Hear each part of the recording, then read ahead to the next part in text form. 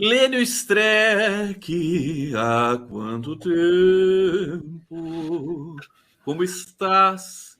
Essa voz do direito. Muito bem. Tá bom, tá frio aí? Tá friozinho, tá Tá agradável, tá friozinho, tá legal. bom, né? Tá Saudade do bom. você, menino. Por onde você Pois é. andou? Eu É que vejo lá, você tá. É você CNN pra esqueceu de lá, você quer mim. pra cá. Oi? Você esqueceu de mim. Eu esqueci de você, tá? É que eu não É, quero perturbar. Eu vejo que você tá tão requisitado em é, todos os e lugares, me entendeu? esqueci de tentar te esquecer. O Lenny Streck. Decidi. Te querer, porque tá todo romântico aqui. Você É, tá bem, hein? bem, Jogou futebol esses tempos aí, no gol, tal. Tá tô pegando bem, lá. tô bem. Tô bem, tô bem. Lenio, quero começar. A Maíra, fantástica. Você quer comentar aí Eu gostei, Muito bom, eu né? gostei. E ela pega o touro pelos chifres, né? Porque é a grande questão do enfrentamento dentro da esquerda, né? Porque a Maíra, que é de esquerda, fazendo uma crítica ao aparelhamento sindical que se faz por setores da esquerda. E isso já acontecia no movimento estudantil e acontece no movimento estudantil, né, que se perpetuam, né, os partidos e a maioria aí nem quer participar e aqueles que são os militantes acabam tomando conta da máquina. E, claro, um país desse tamanho, a chapa da Maíra, ela teria que ter um aviãozinho ou ter verbas para viajar e para falar com as pessoas, né? Para tentar convencê-las disso. É muito difícil.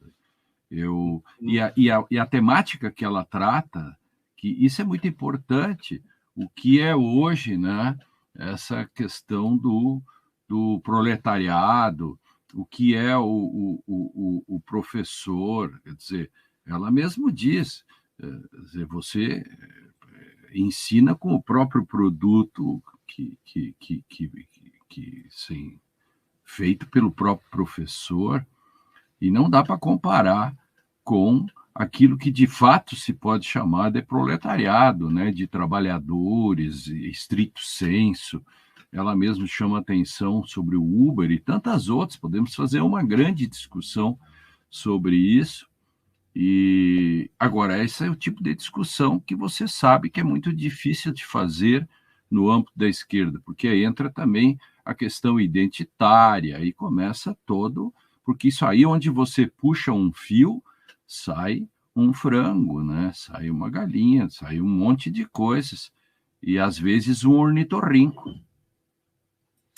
que é um bicho que a gente não sabe bem o que é, né? Eu vou querer saber como é que é no campo do direito, porque no campo do direito a gente sabe que as representações políticas acadêmicas são mais conservadoras, né? Se eu não estou enganado. E se Total. você se envolve um pouco com isso. Mas antes, deixa eu trazer aqui. O pessoal está pedindo o endereço do Lapcom da Ali, Maíra, ó. em que ela trabalha, instagram.com/lap. Estou vendo aqui, ó. Está Estou aqui na vendo. tela? Isso, Tá? coloquei na tela Isso. e estou falando também. Uhum. Uhum. .frj. Vou deixar um pouquinho aqui, já coloquei no bate-papo. A Isbela Pitelli está dizendo Lênin é gato, né? E a Josi Gomes está confundindo o Lênin com o Cacai, que é uma honra, né, Lênin? É É, campo semântico, né, Lênin? O Lênin, o exatamente. Cacai, Cacai, A Lênin. diferença, a diferença aí, entre outras coisas, é a grana, né? Claro, claro. O Cacai é do andar de Você tem muito cima. mais dinheiro que o Cacai. Não, o Cacai é milionário, tem avião. Eu já estou inventando que ele tem avião, mas ele não tem avião, mas só viaja de primeira classe e vive mais em Paris, em Lisboa, na Europa, do Mas que no ele Brasil. Mas ele é fofo. escandalosamente Mas ele é fofo fofo, e fofo. humilde. É, o Cacai. É isso, nosso amigo. Nosso amigo. Cleusa Santos dizendo aqui, Ah, ouça outra visão do nosso sindicato, o Andes. Ah, ela está aqui, ela dá outra visão. Vamos fazer um debate aqui, claro. mas aí Um vocês debate. aproveitem, a Cleusa está entrando aí, ouça outra visão do nosso sindicato antes, mas é isso que você estava provocando, você estava esperando que alguém entrasse. Muito bem, é isso mesmo que você quer colocar os dois em debate, boa. É isso que a gente precisa, de movimento, né? Movimento de debate. Lênio, eu quero começar com você. Essa charge aqui do Bennett de hoje é qualquer coisa de fantástico. Você que gosta de cinema e cinema de terror, olha só que maravilha isso aqui. Mauro Cid e Anderson Torres. Oi, Jair, vamos brincar de delação premiada. Que bonitinho. Que bonitinho, né? Pode ser que aí esteja o Buziles puxando o fio para que saibamos todo o filme, na verdade, trash, né? Porque, embora isso aí não seja de um filme trash, mas o governo e as coisas que aconteceram são típicas de um filme trash. Por quê? O que é um filme trash na definição? Né? É um filme que é feito, o diretor faz o filme a sério, tem o roteiro a sério, os atores são a sério, tudo. Só que o diretor, por falta de verba ou descuido, esquece de esconder o zíper da fantasia do monstro. Aí as pessoas começam a rir no cinema, porque estão vendo como nos Tomates Assassinos, o zíper do monstro aparecendo, da roupa do monstro. E aí, o trash. O trash é exatamente o que é feito a sério e que vira uma comédia, e que no Brasil há um terceiro nível, tragicomédia. Olheiro, mas você assistiu o Iluminado, do Stanley Kubrick? Mais de uma vez. Mais de uma vez. Mais de uma vez, né? Mas o Iluminado é tudo menos trash, né? É uma das obras-primas. Eu estou dizendo você não está se referindo ao Iluminado. Não, eu disse, você não pegou. Eu disse, embora esse filme trate de outra coisa, o Iluminado, não precisava dizer, né? Sim. O caso brasileiro é de um filme trash.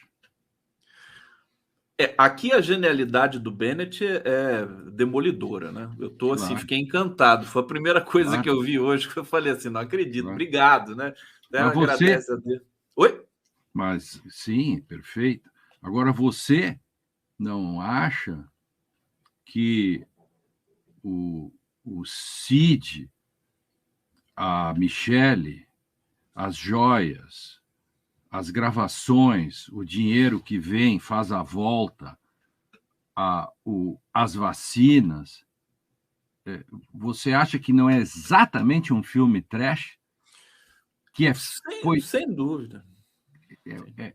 Sem dúvida. É que o filme trash, a gente tem carinho pelo trash também, né? Eu gosto o Tim Burton, né? O Tim Burton é muito faz essa referência, tudo mais, os filmes de terror dos anos 40. A gente vê o fio que segura a nave. Isso. Não, as desculpas que Michele, que já se tornou Michele, né? Bolsonaro, Weigarten, que virou porta-voz da família, né? Defesa do Bolsonaro de maneira geral. Eu acho a defesa do Bolsonaro suicida. Eu não sei se eu estou enganado, mas assim, dizer que a Michele usava o cartão da Rosemary porque o Bolsonaro era pão duro, quer dizer, as desculpas são muito esfarrapadas. Eu acho que é insulto à Polícia Federal. E a de tomar remédio, de tomar a droga lá para dor, como é que é? Sim, que ele tomou morfina. Morfina. É trash no duro. É trash, você tem um roteiro, o diretor monta tudo isso, a defesa, tudo isso foi montado seriamente, e quando ela vem ao ar, a gente começa a gargalhar. Porque eu acho que o Bolsonaro e a família esqueceram de esconder o zíper. Hoje o Bolsonaro vai prestar depoimento à Polícia Federal, já virou um habitué lá, parece que quando ele chega na Polícia Federal já cumprimenta todo mundo. Oi, tudo bem e tal, porque tá indo lá sempre, né, ô Lênio? Agora, e aí, cara? E E aí, Magrão? cara, tudo bem? Você, com a experiência que você tem nesse campo, né, enfim, da justiça, o que você prevê para esse caso do Bolsonaro? Primeiro, assim, eu queria fazer 2 comentários rápidos para você desdobrar. Eu vejo a Polícia Federal fazendo um trabalho minucioso, justamente Sim, porque não pode errar. Ela não pode cometer um erro, porque se ela cometer um erro, pode botar tudo a perder e a defesa do Bolsonaro conseguir alguma coisa. Agora, são quase 600 processos contra o Bolsonaro, Lenny Streck. Eu não vejo desfecho possível. O que isso vai ensinar para a gente? Vamos colocar nesses termos aqui. bom, vamos por partes. Esse é também tipo da coisa que você puxa uma pena, sai um ornitorrinco ou um ganso. Veja, se dá conta que os protagonistas disso tudo, no campo do sistema de justiça, são o Supremo e a Polícia Federal. Não está faltando um outro protagonista nisso, chamado Ministério Público? Não te parece? Só para fazer um parêntese, ontem o Augusto Aras inverteu a posição de endossar aí uma investigação contra o Bolsonaro. PGR. Claro, mas de todo modo, nem precisa, porque não se trata mais de foro especial. O Bolsonaro não tem mais foro especial, se trata de qualquer procurador da República. Entendeu? Então, essa questão de dizer assim, mas o Augusto Aras já não tem mais culpa. Ele já não tem mais, não é mais ele o procurador das causas do Bolsonaro. O Bolsonaro é ex-presidente. O Bolsonaro está na mesma situação de um ex-deputado. Ex é ex. Perde a condição do foro e aí cai na vala. E isso é o que me preocupa. Agora, o que esse conjunto todo nos mostra primeiro, como que isso veio até aqui sem ter caído antes. Essa é uma boa questão. Quer dizer, como é que o conjunto da obra chega nesse número todo, nas condições em que chegou, e só agora nós descobrimos. Esse é o ponto que dá um livro. Essas coisas todas estavam aí, e por que só agora nós descobrimos? Essa é uma pergunta de 1 milhão de olhares, né, de investigações. E porque as instituições, vou repetir aqui a minha metáfora simplória, mas instituições são como limpadores de para-brisa. Ela funciona e tem sentido se for colocado lá de fora do carro. Então, as instituições, até um determinado momento, por não funcionarem como deveriam, deram aso ao 8 de outubro. Que o 8 de outubro, o 8 de janeiro, aliás, o 8 de janeiro, ele aconteceu por ação da extrema-direita e também por omissão das autoridades. Veja que tudo isso aconteceu porque foram todos insuflados. Quem insuflou? A mídia, a pequena mídia, e a mídia a que mais insuflou isso são os rádios. Ninguém está falando disso. Você sabe disso. Rádios. Gente, não subestime o rádio. O rádio é o que mais as pessoas ouvem e vê. Hoje vem, porque já tem rádio assim. Nós estamos aqui, no fundo, fazendo rádio. Rádio já é assim, como nós estamos fazendo aqui, não é assim? Todos os dias, milhares de locutores e apresentadores de rádio do Brasil lá fora, no ano 2021, 2022, diziam todos os dias que os militares deviam assumir o poder. Estou certo ou estou errado? Isso é fato. não é opinião. Todos os dias. E as pessoas foram para frente dos quartéis fazer isso. E diziam, porque a Constituição, tudo em nome da Constituição e das 4 linhas, que o Bolsonaro daria o golpe dentro das 4 linhas, que isso é fantástico. E as pessoas acreditaram nisso, e elas foram para o dia 8 de janeiro, acreditando nisso tudo. E aí vem a minha questão, que eu coloco aqui, olhando nos seus olhos. Isto assim. Diga-me um locutor de rádio desses pelo Brasil afora que tenha sido sequer notificado pelo Ministério Público para que explicasse por quê. Crime do artigo 286 do Código Penal.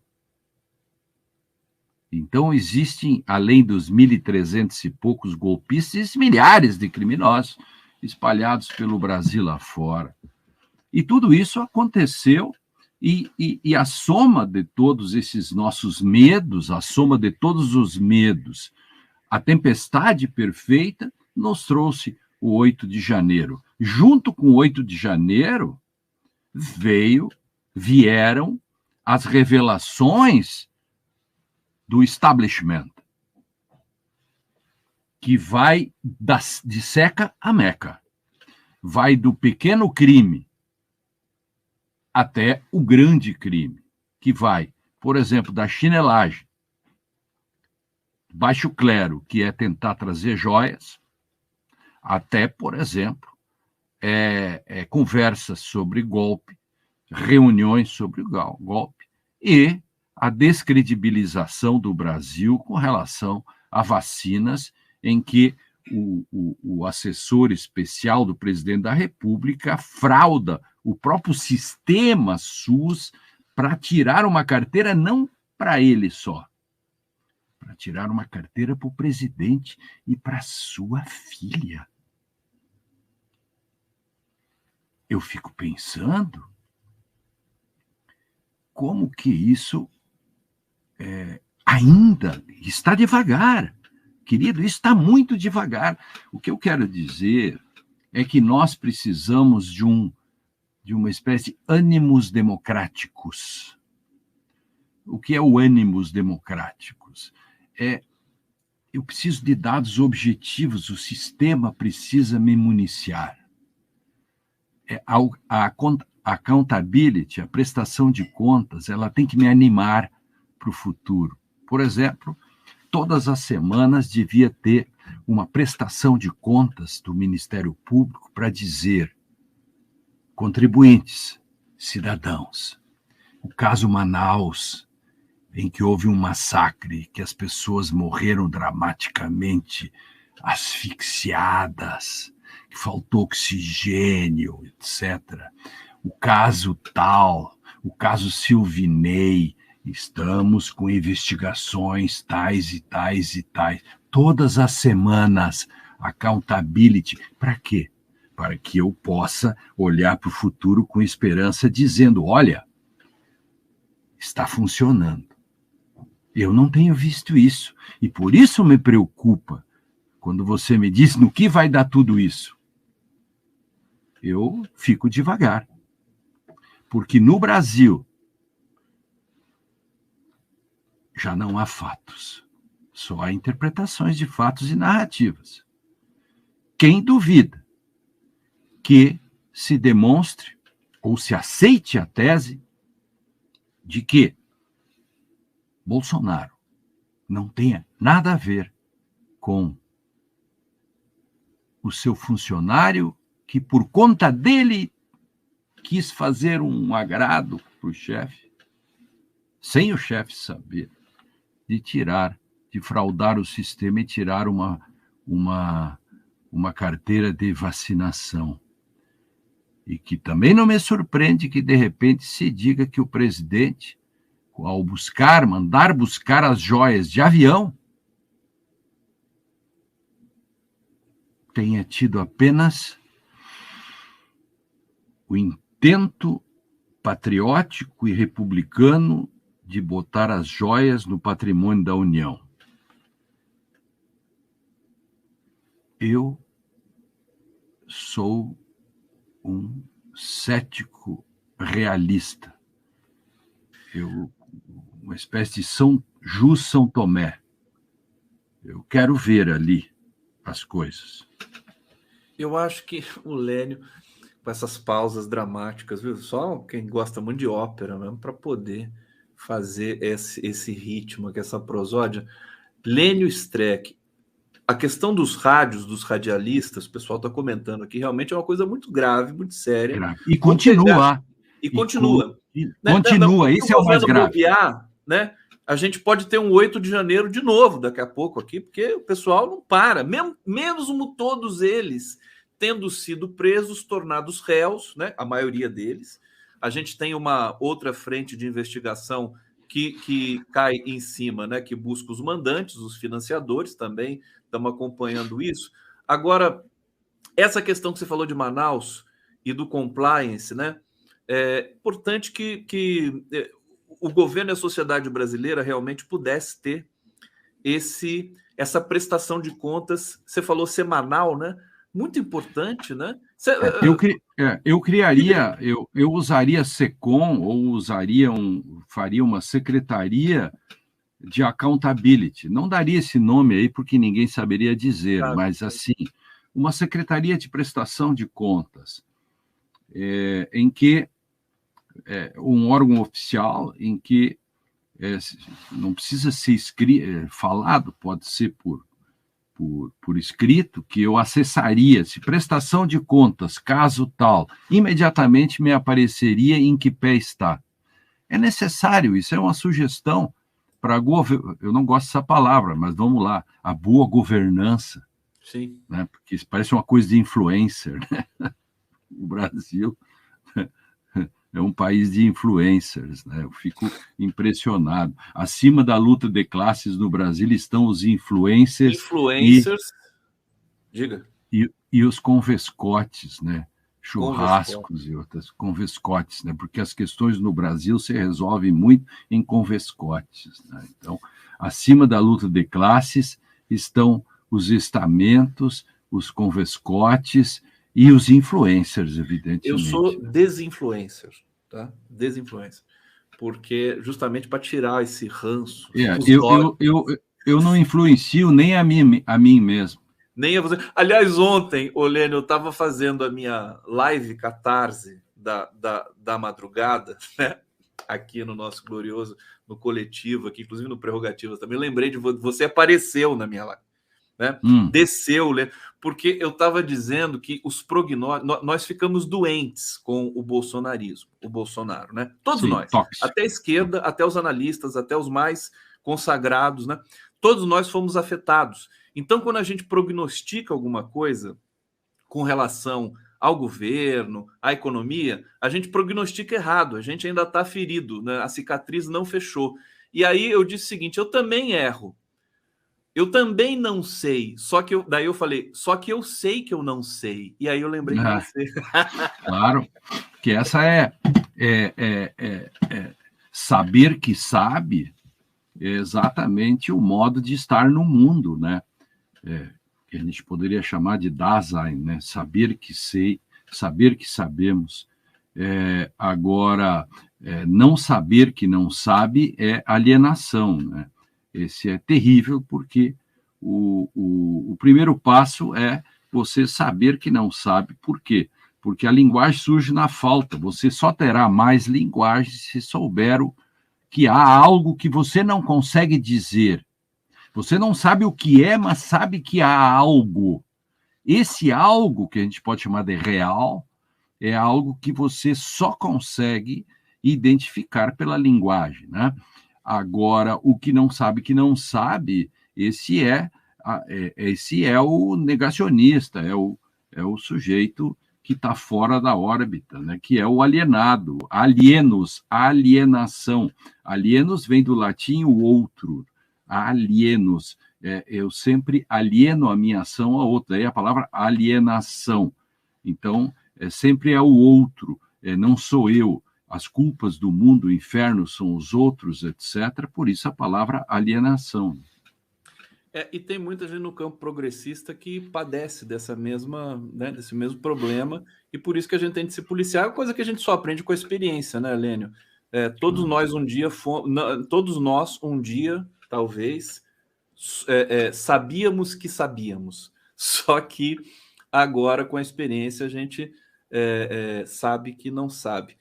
E em função desse movimento que você consagrou, né? E imediatamente eu digo para você que quando eu disse isso intuitivamente, a tua presença vem muito forte na minha resenha.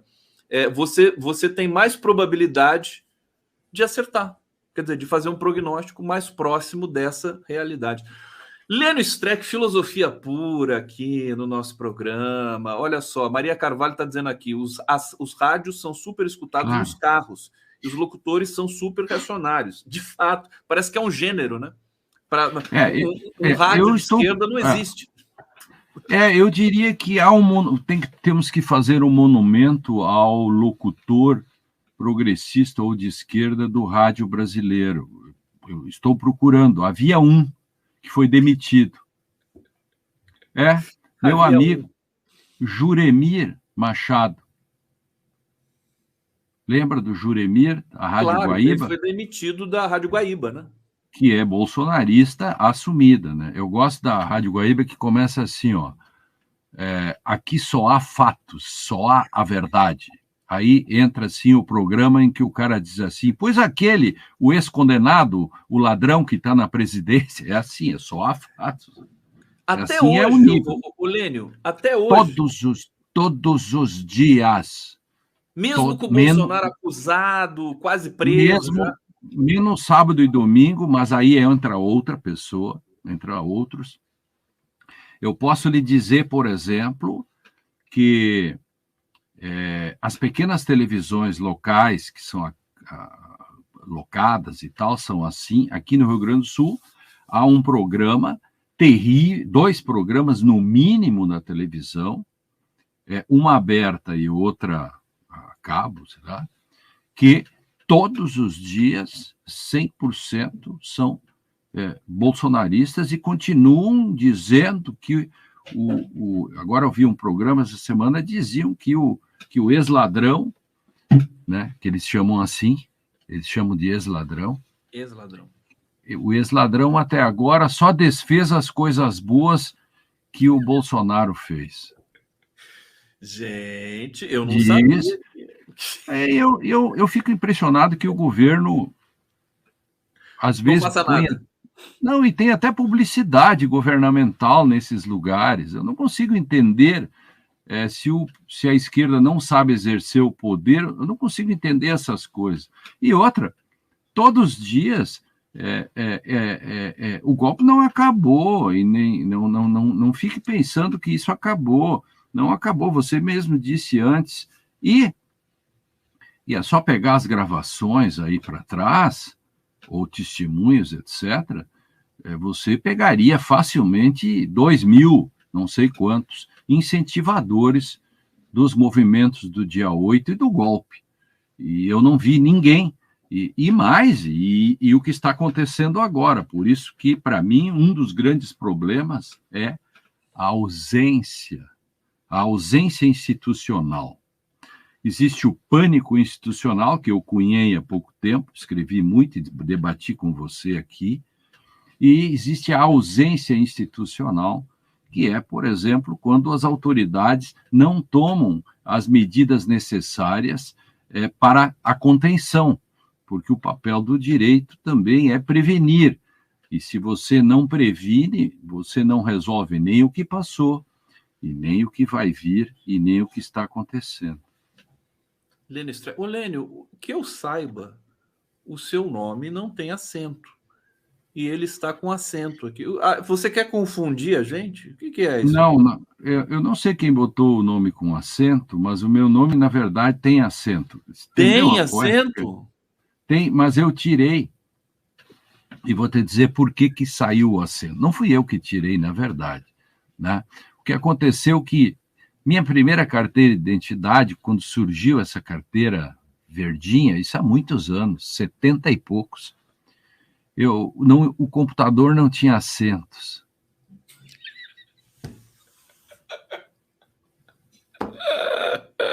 Então, meu nome saiu sem.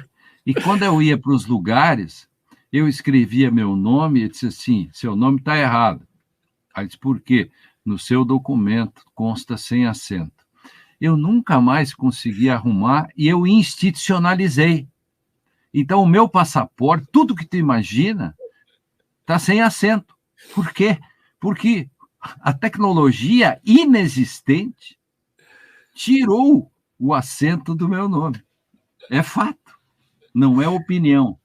Não é opinião. Agora, quando a gente faz aqui os cards e tudo mais, você prefere que eu coloque com ou sem acento? Não, sem porque está Sem. institucionalizado. Veja, por exemplo, este livro. O livro. Tá tudo sem acento. Esse é seu novo livro? Sim. Você lançou e nem me avisou. O seu Ele tem. dicionário, traidor. Não me Lembra que a gente. Pois é, mas é que você não me avisa, você não diz, olha, vamos falar, quero levá-lo, né? Peraí. Quero levá-lo para o programa, e aí. Isso é... Não, eu já disse aconteceu. aqui, porque como eu sou. Lembra que nós falamos aqui várias vezes 111 verbetes senso incomum. Então, está aí. Já lançou, já está à venda. Por que editora? Já está à venda nas melhores casas do ramo. E também estou lançando um livro chamado, junto com André Caran Trindade, meu sócio do escritório, ex-orientando de mestrado, o livro chamado Superinterpretação no Brasil, a partir do Humberto Eco e do debate que ele fez em 92, nas leituras de outubro, né, nos Estados Unidos, não sei se foi em Boston ou aonde, e disso saiu o livro dele chamado Superinterpretação. E nós, André e eu, que fizemos aquela ação inicialmente, né, da ADC 44, a presunção da inocência, usamos o Humberto Eco. E a gente recupera isso agora num livro chamado Superinterpretação, que é da Tirando Loblanche, que a gente pode fazer um programa sobre isso. Acho que a gente poderia fazer um programa. Não, você está assim, em dívida comigo. Você vamos ter fazer que fazer dois, uma série. Assim, podemos fazer um sobre superinterpretação, ou primeiro sobre senso em comum, que ele é o mais engraçado, né? Porque ele tem 111 verbetes e são criações minhas. Tem nomes que eu mesmo criei, porque o mote do livro é o seguinte, por vezes você diz, não tenho palavras para dizer tal coisa. Eu digo, se você não tem palavras para dizer tal coisa, apresento-lhes as palavras. Isso. Aí eu as criei. Sim. E agora você, por exemplo, a pessoa vai ao judiciário e se queixa e ninguém dá bola. Aí ele não tem palavras para dizer. Eu digo, tenho gaslighting. Jus gaslighting, que é a adaptação que eu fiz do gaslighting, que é do sujeito, que é da psicanálise, da psicologia, etc., que é quando ou familiar, quando, por exemplo, o marido diz para a mulher, tu é louca, isso é mentira, esse negócio é gaslighting. E eu trouxe para o direito. Sabe que isso é muito sério, né? Quando, por exemplo, você descredibiliza, a mulher diz para o marido, você fez tal coisa, ele diz assim, só uma louca como você, ou esse tipo de coisa, ou no seu trabalho, que o chefe diz, ou você para o seu médico, você diz, olha, eu tenho um problema no braço, o médico, isso é impressão sua, e depois você perde o braço. Estou exagerando, mas é mais ou menos isso. É gaslighting. E eu trago isso para o direito. Estou dando um exemplo só de um dos 111. Não. Então, é uma criação que eu fiz. Por exemplo, saber nenhum o No Nothing, que está aqui dentro também, que é muito engraçado. Enfim. Engraçado, mas engraçado e consistente. E é sério, quer dizer, isso pode ser incorporado pela Total, é engraçado, mas é sério. Ele está exatamente... É um modo irônico de tratar, ou modo sarcástico, né? Alegórico, irônico, sarcástico e metafórico. E, quem sabe, metonímico, para falar sobre... o subtítulo é Mapeando as Perplexidades do Direito, que é mapeando as perplexidades do mundo, visto, né, como se o mundo fosse um grande mapa. Esse também é pela Tirant Leblanche? Não, esse aqui é pela Dialética. Dialética. Isso. A da Tirant Leblanche é o Superinterpretação, que pode ser, digamos, o segundo programa. A gente faz... Vamos fazer um programa sobre isso, e o outro sobre, na sequência, sobre superinterpretação, que é muito bonito também, né? Vamos fazer um programa primeiro sobre o dicionário, e a gente aproveita e sorteia uns 2 exemplares, 3, claro, aqui para o público. Mas você ia falar sobre o Dallagnol ainda rapidamente? Calma que a gente termina com ele. Deixa eu só trazer aqui. A Cleusa Santos está dizendo: Conde, sugiro que você convide a professora Evelyn Farage, da UF, Universidade Federal Fluminense, né, do Rio. Foi coordenadora da campanha e ex-presidente, para falar sobre o Andes Sindicato, né, Nacional. Cleusa, eu vou colocar o meu e-mail aqui na tela. Manda um e-mail para mim, para você me ajudar. Eu vou chamar aqui, claro que eu vou chamar a Evelyn aqui, sem dúvida nenhuma. Pandora está dizendo, ainda mais nas rádios do interior financiadas pelo agro. Claro, né? Claro, isso. Claro, né? Diego Jesus, essa voz do Lênio dá para cantar samba, rock and roll, vozeirão da porra. O Lênio, a gente vai terminar cantando aqui. Cristina Rocha, Lênio, deveria sim ser falado para que um número maior de brasileiros tenham acesso por escrito, ficará com um número muito restrito de conhecedores da realidade a questão da Secretaria da Prestação de Contas, né? Isso, Lila da exatamente. Silva, sou Lila da Silva, se eu fosse Lula da Silva, nomearia você para o STF. Lênio não se preocupe que é provável que ele não faça esse acerto. Olha só o Lênio, que é brincadeira. Fala do Dallagnol hoje, Lênio, pode ser pode ser cassado, né? E se tornar inelegível. Esse portento da nossa, enfim, do mundo do pensamento brasileiro, Deltan Dallagnol, que teve o que mereceu com Flávio Dino recentemente. Aliás, o Flávio Dino merece uma estátua também em algum lugar, né, Lênio? Diga pra gente. Eu só quero, esse caso aí é importante. Veja como o que são fatos e relatos. Ó. O Estadão publicou que, vou ler aqui para ver como é que é a coisa. Um dos postulantes ao STJ, o advogado Otávio Luiz Rodrigues Júnior, que foi assessor de Dias Toffoli, abriu divergência contra a abertura de um processo disciplinar contra Dallagnol no CNMP em 2020 e se posicionou da mesma maneira em outras ocasiões. Foi o contrário. Veja o que são fatos e relatos.